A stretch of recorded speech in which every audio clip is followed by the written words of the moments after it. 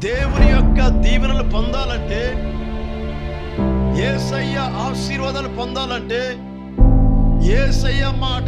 ద్వితీయోపదేశ కాండము 28వ అధ్యాయం 1 నీ దేవుడైన యెహోవా మాట శ్రద్ధగా వింటే, నీ దేవుడైన యెహోవా మాట శ్రద్ధగా విని నేడు నేను నీకు ఆజ్ఞాపించుచున్న ఆయన ఆజ్ఞలన్నిటినీ అనుసరించి నడుచు కొనిని ఎడల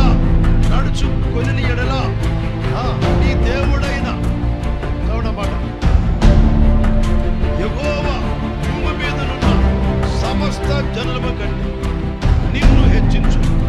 నీ దేవుడైన యెహోవా మాట వింటే దీవెనలన్నీ వినిన ఎడల ఈ దీవెనలన్నీ నీ మీదికి వచ్చును.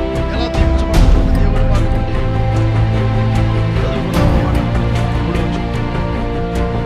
యేసయ్య మాట వింటే ఎన్ని ఆశీర్వాదాలు హల్లెలూయా. యేసయ్య మాట వింటే ఎన్నో ఆశీర్వాదాలు. పట్టణములో దీవించబడతాం, పొలము దీవించబడింది, నీ బిడ్డలు దీవించబడతారు, నీ భూమి దీవించబడుతుంది, నీ పశువులు దీవించబడతాయి, నీ దుఃఖితలు దీవించబడతాయి, నీ గొర్రెలు మేకలు మందలు దీవించబడతాయి. నీ ఇంటిలో